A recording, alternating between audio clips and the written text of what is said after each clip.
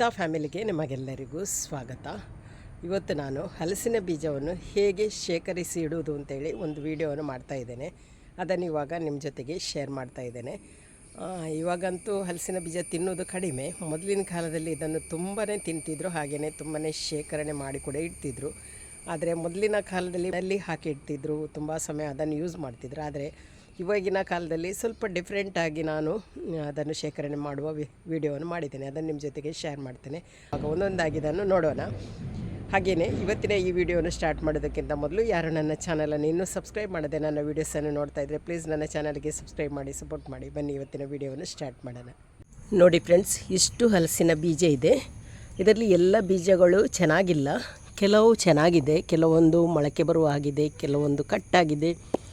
ಅಂಥದ್ದನ್ನೆಲ್ಲ ನಾವು ಉಪಯೋಗಿಸಲಿಕ್ಕಿಲ್ಲ. ಚೆನ್ನಾಗಿರೋದು ಅಂದರೆ ನೋಡಿ ಈ ಥರ ಭಾಗ ಆಗದೆ ಇರೋದು, ಹಾಗೆಯೇ ಒಂಚೂರು ಕೂಡ ಮೊಳಕೆ ಬರದೇ ಇರುವುದು, ಆ ಥರದ ಹಲಸಿನ ಬೀಜವನ್ನು ನಾವು ಶೇಖರಣೆ ಮಾಡಲಿಕ್ಕೆ ಉಪಯೋಗಿಸ್ಬೋದು. ಬನ್ನಿ ಇವಾಗ ಕೆಲವೊಂದು ಶೇಖರಣೆ ವಿಧಾನವನ್ನು ನಾನು ನಿಮ್ಮ ಜೊತೆಗೆ ಶೇರ್ ಮಾಡ್ತಾಯಿದ್ದೇನೆ. ಮೊದಲಿಗೆ ನಾನು ಇಲ್ಲಿ ಚೆನ್ನಾಗಿರೋದನ್ನು ಸಪ್ರೇಟ್ ಮಾಡ್ತೇನೆ. ನೋಡಿ ಈ ಥರ ಒಡೆದೆಲ್ಲ ಇರಬಾರ್ದು, ಹಾಗೆಯೇ ಮೊಳಕೆ ಕೂಡ ಬಂದಿರಬಾರ್ದು. ಅಂಥದ್ದನ್ನು ನಾನಿವಾಗ ಸಪ್ರೇಟ್ ಮಾಡ್ತೇನೆ. ಮತ್ತು ಇದನ್ನು ಹೇಗೆ ಪ್ರಿಸರ್ವ್ ಮಾಡಿಡೋದು ಅಂತೇಳಿ ನಾನು ನಿಮ್ಮ ಜೊತೆಗೆ ಶೇರ್ ಮಾಡ್ತೇನೆ.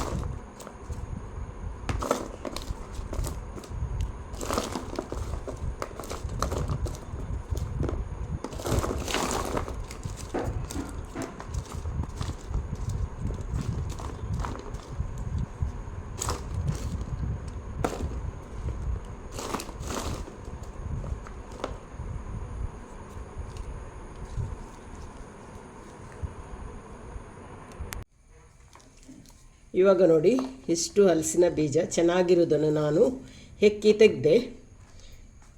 ಇವಾಗ ಇದನ್ನು ಹೇಗೆ ಪ್ರಿಸರ್ವ್ ಮಾಡಿಡೋದು ಅಂತೇಳಿ ತೋರಿಸ್ತೇನೆ. ನೋಡಿ ಚೆನ್ನಾಗಿರೋದು, ಇದರಲ್ಲಿ ಯಾವುದು ಕೂಡ ಒಡೆದಿಲ್ಲ, ಹಾಗೆಯೇ ಮೊಳಕೆ ಕೂಡ ಬಂದಿಲ್ಲ. ಒಡೆದದ್ದಿದ್ದರೆ ಈ ಥರ ಒಡೆದದ್ದಿದ್ದರೆ ನಾವು ಅದನ್ನು ತೆಗಿಬೇಕು, ಅಂಥದ್ದನ್ನು ಯೂಸ್ ಮಾಡಬಾರ್ದು. ಹಾಗೆಯೇ ಇದನ್ನು ನಾವು ಪ್ರಿಸರ್ವ್ ಮಾಡಿ ಇಡಬೇಕಿದ್ರೆ ಇದರಲ್ಲಿ ಒಂಚೂರು ಕೂಡ ನೀರಿನ ಪಸೆ ಇರಬಾರ್ದು. ನಾವು ಹಲಸಿನಕಾಯಿ ಕಟ್ ಮಾಡಿ ಒಂದೆರಡು ದಿವಸ ಬಿಟ್ಟ ಮೇಲೆ ಅದರ ಪಸೆ ಎಲ್ಲ ಆರಿದ ಮೇಲೆ ನಾವು ಇದನ್ನು ಪ್ರಿಸರ್ವ್ ಮಾಡಿ ಇಡಬೇಕು. ಹಾಗೆಯೇ ಇದರ ಪಸೆ ಹಾರಲಿಕ್ಕೆ ನಾವು ಬಿಸಿಲಿಗೆ ಇಡಬಾರ್ದು. ಬಿಸಿಲಿಗೆ ಇಡದೆ ಮನೆಯೊಳಗೇ ಇಟ್ಟು ಇದರ ಪಸೆ ಆರಿದ ಮೇಲೆ ನಾವು ಇದನ್ನು ಪ್ರಿಸರ್ವ್ ಮಾಡಿ ಇಡಬೇಕು.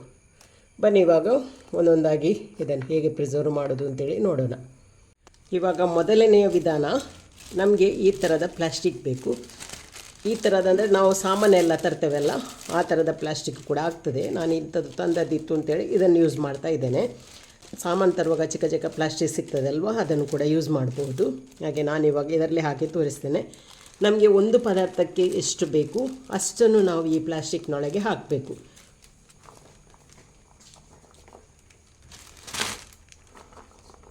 ಒಂದು ಪದಾರ್ಥಕ್ಕೆ ಆಗುವಷ್ಟು ಹಾಕಬೇಕಾಗ್ತದೆ, ಜಾಸ್ತಿ ಹಾಕೋದು ಬೇಡ. ಮಾಡುವಾಗ ಇಷ್ಟು ಹಾಕ್ತೇವಂತಾದರೆ ಇಷ್ಟನ್ನು ನಾವು ಒಂದು ಪ್ಲಾಸ್ಟಿಕ್ನೊಳಗೆ ಹಾಕಿ ಗಟ್ಟಿಯಾಗಿ ಕಟ್ಟಿ ಇದನ್ನು ಇಡಬೇಕು. ಒಂಚೂರು ಗಾಳಿ ಇದರೊಳಗೆ ಹೋಗಬಾರ್ದು. ನೋಡಿ ಒಂದು ಪದಾರ್ಥಕ್ಕೆ ಇಷ್ಟು ಸಾಕು ಅಂತಾದರೆ ಇಷ್ಟಕ್ಕೆ ನಾವು ಗಟ್ಟಿ ಕಟ್ಟಿಡ್ಬೋದು, ಅಥವಾ ಸ್ವಲ್ಪ ಜಾಸ್ತಿ ಬೇಕು ಅಂದರೆ ಸ್ವಲ್ಪ ಜಾಸ್ತಿ ಕೂಡ ಹಾಕಿ ನಾವು ಇದನ್ನು ಕಟ್ಟಿಡ್ಬೋದು. ಇದನ್ನು ತುಂಬಾ ಟೈಟಾಗಿ ಕಟ್ಟಬೇಕು, ಒಂಚೂರು ಗಾಳಿ ಹೋಗಬಾರ್ದು. ನೋಡಿ ಈ ಥರ ಟೈಟಾಗಿ ಕಟ್ಟಿದರೆ ಸಾಕು. ಹೀಗೇ ಇನ್ನೊಂದು 2 ಪ್ಯಾಕ್ ಮಾಡ್ತೇನೆ.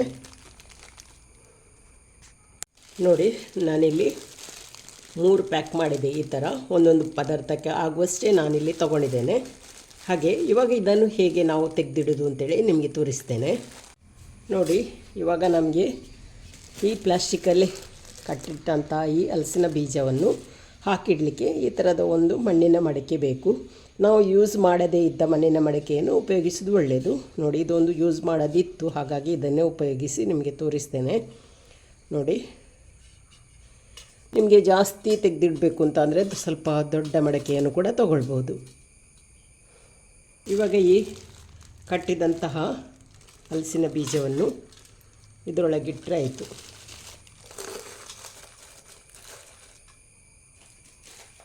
ನೋಡಿ, ಇದರಲ್ಲಿ 3 ಪ್ಯಾಕ್ ಕರೆಕ್ಟಾಗಿ ಹಿಡಿಯಿತು. ದೊಡ್ಡದು ತೊಗೊಂಡ್ರೆ ನಾವು ಜಾಸ್ತಿ ಕೂಡ ಪ್ರಿಸರ್ವ್ ಮಾಡಿ ಇಡ್ಬೋದು.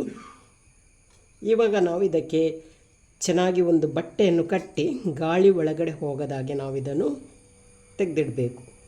ಇವಾಗ ನೋಡಿ, ಇದಕ್ಕೆ ಒಂದು ದಪ್ಪ ಕಾಟನ್ ಬಟ್ಟೆಯನ್ನು ಕಟ್ಟಬೇಕು.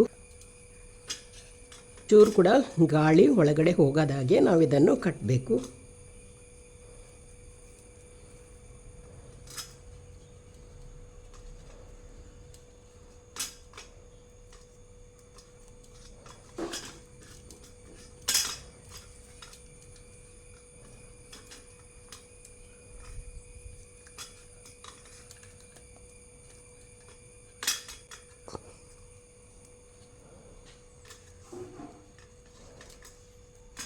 ನೋಡಿ, ಈ ಥರ ಗಟ್ಟಿ ಕಟ್ಟಿ ನಾವು ಒಂದು ಸೈಡಲ್ಲಿ ಇಟ್ಟರೆ ನಮಗೆ ಬೇಕಾದಾಗ ಇದರಿಂದ ತೆಗೆದು ಪದಾರ್ಥ ಮಾಡ್ಬೋದು. ಇವಾಗ ಇನ್ನೊಂದು ವಿಧಾನ ಯಾವುದು ಅಂತ ನೋಡೋಣ. ಈ ಥರದ ಒಂದು ಬಾಕ್ಸ್ ತೊಗೊಳ್ಬೋದು. ಫ್ಲ್ಯಾಟ್ ಆಗಿದ್ದು ಆಗ್ತದೆ, ಈ ಥರ ರೌಂಡ್ ಆಗಿರೋದು ಆಗ್ತದೆ, ಅಥವಾ ಐಸ್ ಕ್ರೀಮ್ ಡಬ್ಬ ಯಾವುದಾಗ್ತದೆ. ನಿಮ್ಮ ಮನೆಯಲ್ಲಿ ಎಷ್ಟು ಹಲಸಿನ ಬೀಜ ಇದೆ, ಯಾವ ಥರ ನಿಮಗೆ ಪ್ರಿಸರ್ವ್ ಮಾಡಿಡಬೇಕು, ಹಾಗೆ ನೀವು ಬಾಕ್ಸನ್ನು ತೊಗೊಳ್ಬೋದು. ನಾನು ಈ ಬಾಕ್ಸಲ್ಲಿ ಹಾಕಿ ನಿಮಗೆ ತೋರಿಸ್ತಾ ಇದ್ದೇನೆ. ಅಡಿಭಾಗಕ್ಕೆ ಒಂದು ಪೇಪರನ್ನು ಹಾಕಬೇಕು. ಪೇಪರನ್ನು ಹಾಕಿ ಆದಮೇಲೆ ಹಲಸಿನ ಬೀಜವನ್ನು ಹಾಕಬೇಕು.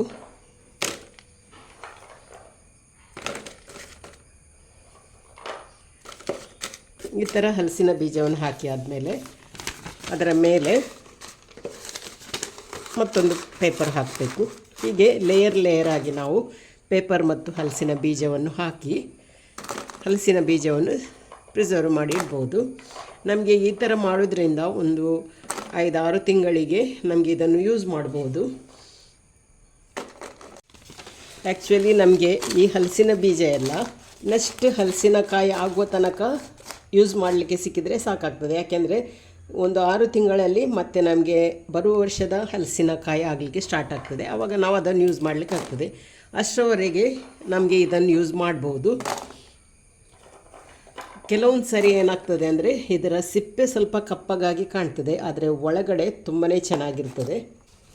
ನೋಡಿ, ನಾನಿಲ್ಲಿ 3 ಲೇಯರ್ ಹಾಕಿಟ್ಟೆ. ಹಾಗೆ ಇದರ ಮೇಲೆ ಇನ್ನೊಂದು ಪೇಪರ್ ಇಟ್ಟು ಇದನ್ನು ಈ ಥರ ಚೆನ್ನಾಗಿ ಮುಚ್ಚಿ ಇದನ್ನು ಒಳಗಡೆ ಇಟ್ಟರೆ ಆಯಿತು.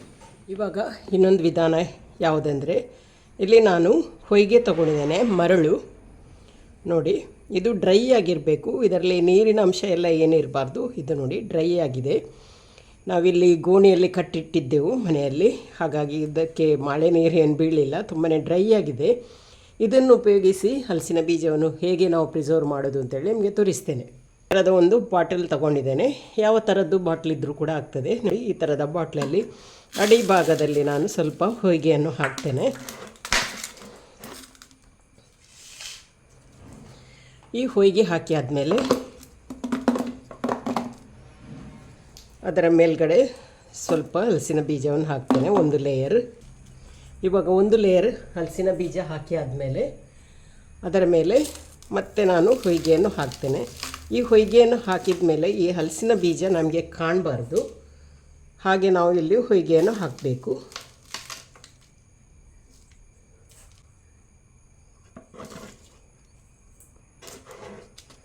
ಫುಲ್ ಕವರ್ ಆಗಬೇಕು.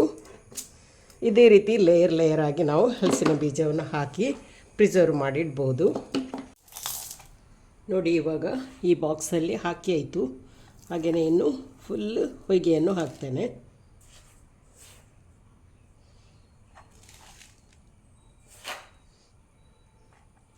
ನಮಗೆ ಹಲಸಿನ ಬೀಜ ಕಾಣಬಾರ್ದು, ಅಷ್ಟು ಕವರ್ ಮಾಡಿ ನಾವು ಹೊಯ್ಗೆಯನ್ನು ಹಾಕಿದರೆ ಸಾಕು.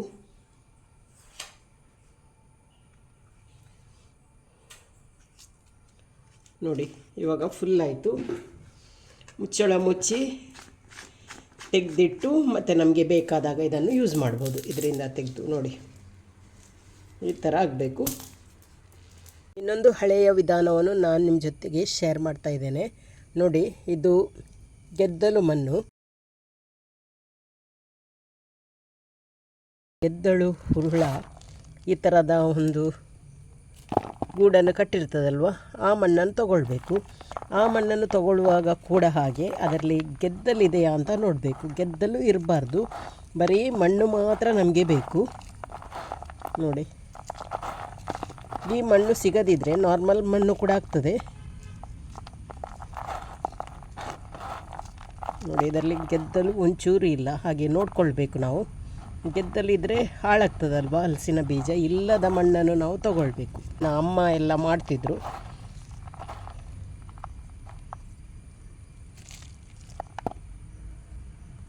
ನೋಡಿ, ಇದರಲ್ಲಿ ಒಂಚೂರು ಕೂಡ ಗೆದ್ದಲು ಇಲ್ಲ, ಹಾಗಾಗಿ ಇದನ್ನು ನಾನು ಯೂಸ್ ಮಾಡ್ತಾ ಇದ್ದೇನೆ. ನೋಡಿ, ಈ ಥರ ತೆಗೆದೆ.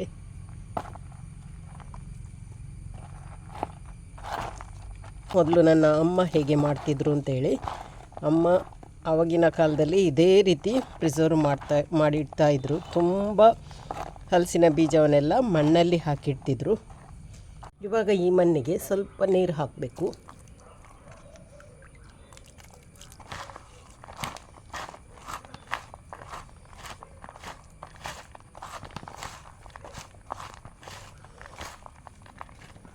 ನೋಡಿ, ಸ್ವಲ್ಪ ನೀರು ಹಾಕಿದೆ.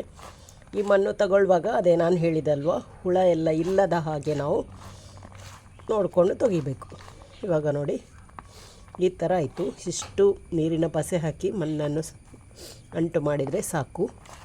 ನಾನು ಜಸ್ಟ್ ಮಾಡಿ ತೋರಿಸ್ತಾ ಇದ್ದೇನೆ ಅಷ್ಟೇ, ಯಾವ ಥರ ಮಾಡೋದು ಅಂತೇಳಿ.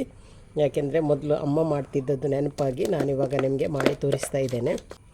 ಜಾಸ್ತಿ ಮಣ್ಣು ಬೇಕಾಗ್ತದೆ, ಆದರೆ ಇಲ್ಲಿ ನಾನು ಸ್ವಲ್ಪ ಮಣ್ಣು ತೊಗೊಂಡದ್ದು. ನೋಡಿ, ಈ ಥರ ಮಣ್ಣು ಹಾಕಿ ಎಲ್ಲವನ್ನು ಮಣ್ಣಲ್ಲಿ ಮಿಕ್ಸ್ ಮಾಡಿ ಇಡಬೇಕು. ಹಲಸಿನ ಬೀಜಕ್ಕೆ ಮಣ್ಣೆಲ್ಲ ಅಂಟಿಕೊಳ್ಬೇಕು. ಸ್ವಲ್ಪ ಡ್ರೈ ಆಯಿತು ಕಾಣಬೇಕು ಮಣ್ಣು. ಈ ಥರ ಮಾಡೋದ್ರಿಂದ ಪ್ರಾಬ್ಲಮ್ ಏನಂದರೆ, ನಮಗೆ ಹಲಸಿನ ಬೀಜದ ಪದಾರ್ಥ ಮಾಡುವಾಗ ಹಲಸಿನ ಬೀಜ ಮೊಳಕೆ ಬಂದಿರ್ತದೆ. ಮೊಳಕೆ ಬಂದರೂ ಕೂಡ ಪದಾರ್ಥ ಮಾಡಲಿಕ್ಕೆ ಒಳ್ಳೆಯದಾಗ್ತಿತ್ತು. ಹಾಗಾಗಿ ಇದನ್ನು ಮೊದಲಿನ ಕಾಲದಲ್ಲಿ ಮಣ್ಣು ಹಾಕಿ ಪ್ರಿಸರ್ವ್ ಮಾಡ್ತಾಯಿದ್ರು. ನಮ್ಮ ಮನೆಯಲ್ಲಂತೂ ರೂಮಿನ ಕಾರ್ನರಲ್ಲಿ ತುಂಬಾ ಮಣ್ಣು ಹಾಕಿ ರಾಶಿ ಮಾಡಿ ಇಡ್ತಿದ್ರು. ಇದರಿಂದ ತುಂಬ ಪದಾರ್ಥ ಮಾಡಲಿಕ್ಕೆ ಉಪಯೋಗ ಆಗ್ತಿತ್ತು. ನಾನಿದು ಮೊದಲಿನ ಕಾಲದ ಒಂದು ನೆನಪು ಅಂತೇಳಿ ನಾನು ನಿಮಗೆ ಮಾಡಿ ತೋರಿಸ್ತಾ ಇದ್ದೇನೆ. ಇದು ಸ್ವಲ್ಪ ಮಣ್ಣು ಡ್ರೈ ಆಯಿತು, ಇನ್ನು ಸ್ವಲ್ಪ ನೀರು ಹಾಕಬೇಕಿತ್ತು. ಅಂದರೆ ಕೆಲವೊಂದು ಹಾಳಾಗ್ತದೆ, ಎಲ್ಲವೂ ಚೆನ್ನಾಗಿರುವುದು ಸಿಗುವುದು ಕಷ್ಟ. ಯಾಕೆಂದರೆ ಕೆಲವು ಮೊಳಕೆ ಬರ್ತದೆ, ಕೆಲವೊಂದು ಹಾಳಾಗ್ತದೆ, ಕೆಲವೊಂದು ತುಂಬಾ ಚೆನ್ನಾಗಿರೋದು ಸಿಗ್ತದೆ. ಇದಕ್ಕೆ ಮಣ್ಣು ತಂದದ್ದು ಕಡಿಮೆ ಆಯಿತು, ಜಾಸ್ತಿ ಮಣ್ಣು ಬೇಕು. ನೋಡಿ, ನಾನು ಮತ್ತೆ ಸ್ವಲ್ಪ ಮಣ್ಣು ತಂದು ಅದನ್ನೆಲ್ಲ ಮಿಕ್ಸ್ ಮಾಡಿ ತಗೊಂಡೆ. ನೋಡಿ, ಈ ಥರ ಕವರ್ ಮಾಡಿ ಇಟ್ಟರೆ ನಮಗೆ ಬೇಕಾದಾಗ ತೆಗೆದು, ಇದು ಇನ್ನು ಮಣ್ಣು ಕೂಡ ಡ್ರೈ ಆಗ್ತದೆ, ಪಸೆ ಎಲ್ಲ ಹೋಗ್ತದೆ. ಬಾಕ್ಸಲ್ಲಿ ಹಾಕಿಟ್ರೆ ಕೂಡ ನಾವು ಇದನ್ನು ಮುಚ್ಚಬೇಕು ಅಂತಿಲ್ಲ. ಯಾಕೆಂದರೆ ಮೊದಲೆಲ್ಲ ಒಂದು ಮನೆಯ ಒಂದು ಕಾರ್ನರಲ್ಲಿ ಈ ಥರ ಮಣ್ಣಲ್ಲಿ ಹಾಕಿ ದೊಡ್ಡ ಹುತ್ತದಾಗೆ ಮಾಡಿ ಇಡ್ತಿದ್ರು. ಇವಾಗ ನಾನು ಬಾಕ್ಸಲ್ಲಿ ಹಾಕಿ ನಿಮಗೆ ತೋರಿಸಿದ್ದೇನೆ. ಇದನ್ನು ಹೀಗೆ ನೀಡ್ತೇನೆ. ಸ್ವಲ್ಪ ಸಮಯ ಬಿಟ್ಟು ನಾನು ಪದಾರ್ಥ ಮಾಡಲಿಕ್ಕೆ ಉಪಯೋಗ ಮಾಡುವಾಗ ನಿಮಗೆ ಇದನ್ನು ತೋರಿಸ್ತೇನೆ, ಹೇಗಿದೆ ಇದರೊಳಗಿನ ಬೀಜ ಅಂತೇಳಿ. ನೋಡಿ ಫ್ರೆಂಡ್ಸ್, ನಾನಿವಾಗ ನಿಮಗೆ 4 ವಿಧಾನದಲ್ಲಿ ಚೆನ್ನಾಗಿರುವ ಹಲಸಿನ ಬೀಜವನ್ನು ಪ್ರಿಸರ್ವ್ ಮಾಡುವ ವಿಧಾನವನ್ನು ತೋರಿಸಿದ್ದೆ. ಹಾಗೆ ಇನ್ನೊಂದು ವಿಧಾನದಲ್ಲಿ ನಾವು ಪ್ರಿಸರ್ವ್ ಮಾಡಿಡ್ಬೋದು. ಅದು ಸ್ವಲ್ಪ ಜಾಸ್ತಿ ಸಮಯನೇ ನಾವು ಯೂಸ್ ಮಾಡ್ಬೋದು. ಅದು ಯಾವುದಂದರೆ, ಇದರಲ್ಲಿ ಯಾವ ಹಲಸಿನ ಬೀಜ ಕೂಡ ನಮಗೆ ಆಗ್ತದೆ. ಒಡೆದದ್ದು ಆಗ್ತದೆ, ಕಟ್ಟದ್ದು ಆಗ್ತದೆ, ಯಾವುದೂ ಆಗ್ತದೆ. ಇವಾಗ ನಾನು ಸ್ವಲ್ಪ ಬೀಜವನ್ನು ತೊಗೊಳ್ತೇನೆ. ಇವಾಗ ಇಷ್ಟು ಬೀಜವನ್ನು ತೊಗೊಂಡಿದ್ದೇನೆ. ಇವಾಗ ಇದರ ಹೊರಗಿನ ಸಿಪ್ಪೆಯನ್ನು ನಾವು ತೆಗಿಬೇಕು. ಹೊರಗಿನ ಸಿಪ್ಪೆ ಮಾತ್ರ ತೆಗೆದ್ರೆ ಸಾಕು. ಇದರ ಒಳಗಿನ ಈ ಕಾವನ್ನು ನಾವು ತೆಗೆಯುವುದು ಬೇಡ, ಇದು ಆರೋಗ್ಯಕ್ಕೆ ಒಳ್ಳೆಯದು. ಇವಾಗ ಎಲ್ಲ ಹೊರಗಿನ ಸಿಪ್ಪೆಯನ್ನು ತೆಗೆದು ಆಮೇಲೆ ನಿಮಗೆ ಏನು ಮಾಡೋದು ಅಂತೇಳಿ ತೋರಿಸ್ತೇನೆ. ನೋಡಿ, ಇವಾಗ ಇಷ್ಟು ಹಲಸಿನ ಬೀಜದ ಸಿಪ್ಪೆಯನ್ನು ತೆಗೆದಿದ್ದೇನೆ. ಇವಾಗ ನಾನು ನಿಮಗೆ ತೋರಿಸಲಿಕ್ಕೋಸ್ಕರ ಸ್ವಲ್ಪ ಕಡಿಮೆನೇ ತೆಗೆದದ್ದು. ನಮಗೆ ಪ್ರಿಸರ್ವ್ ಮಾಡಿ ಇಡಬೇಕು ಅಂತ ಆದರೆ ತುಂಬಾ ಹಲಸಿನ ಬೀಜ ಇರುವಾಗ ಈ ಥರ ಕೂಡ ನಾವು ಪ್ರಿಸರ್ವ್ ಮಾಡಿ ಇಡ್ಬೋದು. ಈ ಸಿಟಿಯಲ್ಲೆಲ್ಲ ಹಲಸಿನಕಾಯಿ ಸಿಕ್ಕಿದರೆ, ಹಲಸಿನ ಹಣ್ಣೆಲ್ಲ ಸಿಗುವಾಗ ನೀವು ಸಿಟಿಯಲ್ಲಿರೋರು ಈ ಮೆಥಡನ್ನು ಯೂಸ್ ಮಾಡ್ಬೋದು. ತುಂಬ ಮಂದಿ ಇವಾಗಿನ ಕಾಲದಲ್ಲಿ ಇದೇ ಮೆಥಡನ್ನು ಯೂಸ್ ಮಾಡ್ತಾರೆ. ಇದನ್ನು ತೊಳೆದು ತರ್ತೇನೆ. ಹೀಗೆ ಇದನ್ನು ಒಂದು ಕುಕ್ಕರಲ್ಲಿ ಹಾಕ್ತೇನೆ. ನೀವು ಹೀಗೇ ಬೇಯಿಸೋದಾದರೆ ಬೇಯಿಸ್ಬೋದು. ಕುಕ್ಕರಲ್ಲಿ ಹಾಕಿ ಒಂದು ವಿಜಿಲ್ ತೆಗೆದ್ರೆ ಸಾಕಾಗ್ತದೆ. ಇವಾಗ ನಮಗೆ ಒಂದೇ ವಿಜಿಲ್ ಬಂದರೆ ಸಾಕು, ಜಾಸ್ತಿ ಇದನ್ನು ಬೇಯಿಸಲೂಬಾರ್ದು, ಸ್ವಲ್ಪ ಬೆಂದರೆ ಸಾಕಾಗ್ತದೆ. ಹಾಗೆ ಇವಾಗ ಇದಕ್ಕೆ ಬೇಕಾದಷ್ಟು ನೀರನ್ನು ಹಾಕ್ತೇನೆ. ಇದಕ್ಕೆ ಒಂದೇ ವಿಜಿಲ್ ತೆಗೆಯುವ ಕಾರಣ ಜಾಸ್ತಿ ನೀರು ಬೇಕಾಗಿಲ್ಲ, ಸ್ವಲ್ಪ ನೀರು ಸಾಕು. ಇದಕ್ಕೆ ನಾವು ಉಪ್ಪನ್ನೇನು ಹಾಕೋದು ಬೇಡ. ಹೀಗೇ ನಾವು ಇವಾಗ ಇದನ್ನು ಬೇಯಿಸೋಣ.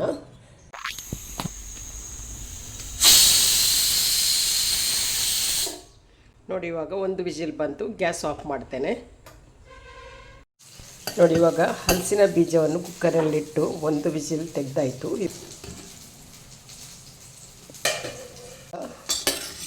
ಸ್ವಲ್ಪ ಬೇಯಿಸಿದಂಥ ಈ ಹಲಸಿನ ಬೀಜವನ್ನು ತೆಗೆದು ನಾನು ತಣ್ಣಗಾಗಲಿಕ್ಕೆ ಇಡ್ತೇನೆ. ನೋಡಿ ಇವಾಗ ಎಲ್ಲವನ್ನು ತೆಗೆದಾಯಿತು. ಇದಿನ್ನು ಚೆನ್ನಾಗಿ ತಣ್ಣಗಾಗಬೇಕು. ಇವಾಗ ನೀವು ಅಂದ್ಕೊಳ್ಳುವಿರಿ ಇದು ತಣ್ಣಗಾದ ಮೇಲೆ ಹೇಗೆ ಇದನ್ನು ಪ್ರಿಸರ್ವ್ ಮಾಡೋದು ಅಂತೇಳಿ. ಆದರೆ ಇದನ್ನು ಪ್ರಿಸರ್ವ್ ಮಾಡಲಿಕ್ಕೆ ನಮಗೆ ಫ್ರಿಡ್ಜ್ ಬೇಕು. ಫ್ರಿಡ್ಜಲ್ಲಿ ನಾವು ಫ್ರೀಝರಲ್ಲಿ ಇದನ್ನು ಇಡಬೇಕು. ಇವಾಗ ಇದು ಚೆನ್ನಾಗಿ ತಣ್ಣಗಾಗಬೇಕು. ನೋಡಿ ಇವಾಗ ಸ್ವಲ್ಪ ಬೇಯಿಸಿದಂಥ ಹಲಸಿನ ಬೀಜ ಇವಾಗ ಚೆನ್ನಾಗಿ ತಣ್ಣಗಾಗಿದೆ. ಇವಾಗ ಈ ಥರದ ಒಂದು ಬಾಕ್ಸನ್ನು ತೆಗೆದು ಅದರಲ್ಲೇ ಹಾಕಿಡೋದು. ಪ್ಲಾಸ್ಟಿಕಲ್ಲಿ ಕಟ್ಟಿ ಕೂಡ ಇಡ್ಬೋದು. ಇದು ಕೂಡ ಹಾಗೆ ನಾವು ಫ್ರೀಝರಲ್ಲಿ ಇಡುವ ಕಾರಣ ನಮಗೆ ಒಂದು ಪದಾರ್ಥಕ್ಕೆ ಎಷ್ಟು ಬೇಕು ಅಷ್ಟನ್ನೇ ನಾವು ಒಂದೊಂದು ಬಾಕ್ಸಲ್ಲಿ ಹಾಕಿಟ್ರೆ ಒಳ್ಳೆಯದು. ಇಲ್ಲಾಂದರೆ ನಮಗೆ ಗಟ್ಟಿ ಆದಮೇಲೆ ತೆಗಿಲಿಕ್ಕೆ ಕಷ್ಟ ಆಗ್ತದೆ. ಪ್ಲಾಸ್ಟಿಕಲ್ಲಿ ಹಾಕಿ ಚಿಕ್ಕ ಚಿಕ್ಕ ಕಟ್ಟಿ ಕೂಡ ಇಡ್ಬೋದು. ಇದನ್ನೇನು ಫ್ರೀಝರಲ್ಲಿ ಇಟ್ಟು ನಮಗೆ ಬೇಕಾದಾಗ ತೆಗೆದು ಪದಾರ್ಥ ಮಾಡೋದು. ಇವತ್ತಿನ ಈ ಒಂದು ಸಿಂಪಲ್ ಆದ ವಿಡಿಯೋ ನಿಮಗೆ ಇಷ್ಟ ಆಗಿದೆ ಅಂತ ಅಂದ್ಕೊಳ್ತೇನೆ. ಇಷ್ಟ ಆದರೆ ಲೈಕ್ ಮಾಡಿ, ಶೇರ್ ಮಾಡಿ, ಅದೇ ರೀತಿ ಸಬ್ಸ್ಕ್ರೈಬ್ ಮಾಡೋದರ ಮೂಲಕ ಚಾನಲ್ಗೆ ಸಪೋರ್ಟ್ ಮಾಡಿ. ಇನ್ನೊಂದು ವಿಡಿಯೋದೊಂದಿಗೆ ಸಿಗ್ತೇನೆ. ಅಲ್ಲಿ ತನಕ ಬಾಯ್.